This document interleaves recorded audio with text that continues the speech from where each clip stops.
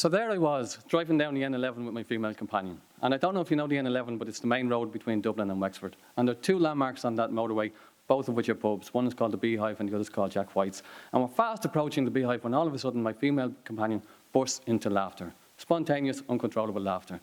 And I know I'm not the funniest man in the world, but I do have my moments. But that certainly wasn't one of them, because I wasn't even talking. So eventually when she composed herself, I said, come on, share the joke. And she pointed to a field we just passed, and she said, see that field? In that field we just passed, there was a sheep dancing. And I said, a dancing sheep? Really? I said, was it ballroom or contemporary? Because contemporary would be a bit unusual.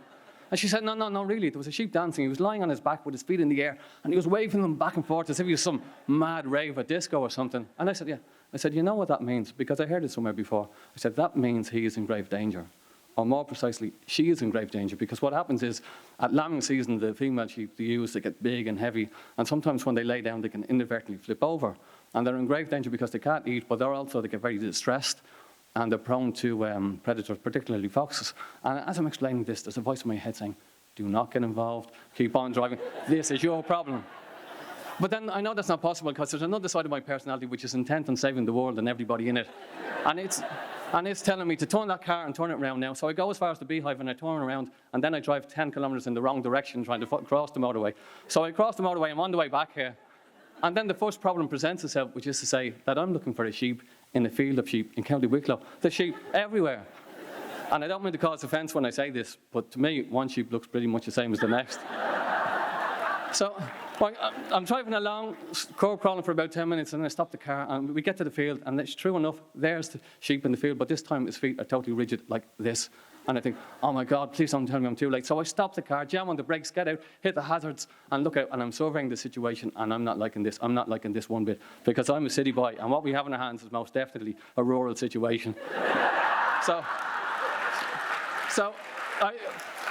I turned to my female companion and I motioned to her to stay at the car. I said, this could be dangerous, but baby, I'm going in.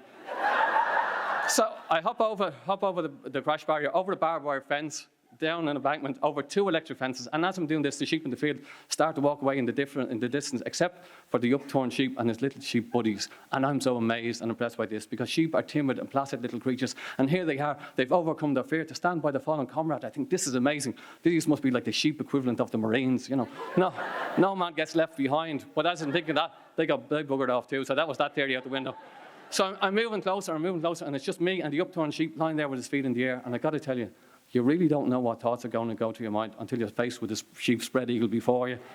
And the first thought in my mind was, please God, don't let anybody see this, because it just looks so wrong. And the second thought is this thing going to attack me? Because I know you never hear of anybody being attacked and killed by a sheep. It's not up there with like grizzly bear attacks and shark attacks. I get that. But this thing is cornered, and I've never cornered a sheep before, so I don't know what's going to react.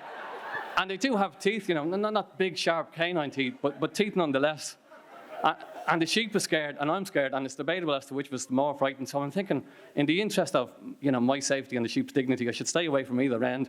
And I go around, and I take a deep breath, and I bend down, and I grab 2 handfuls of wool, and then I lift with all my weight, and the sheep, which turns out to be about 98% wool, flips over, and he lands on his feet. And I'm standing there, and I feel this power, this strength, as if I'm like some Superman, some superhuman, and I'm thinking, maybe I should wear my underpants on the outside of my trousers from that day forth, or maybe get a cloak with an S in the back to indicate my newfound superhero status. But the S would have to be made out of wool, because after all, I'd only save the sheep. And as I'm thinking this, the sheep is walking in the distance, and then it stops and turns to face me. And as we look into each other's eyes, I feel it. I feel the connection, because we both know that I've just saved this life. And then we turn away and we walk away back to our previous existence. She to take her place in our flock, and me to take my place in the human race. And I don't look back. I can't look back, because I know she's walking out of my life. And I know things will never be the same again, because this may be just one small sheep for mankind, but it was one giant sheep for me.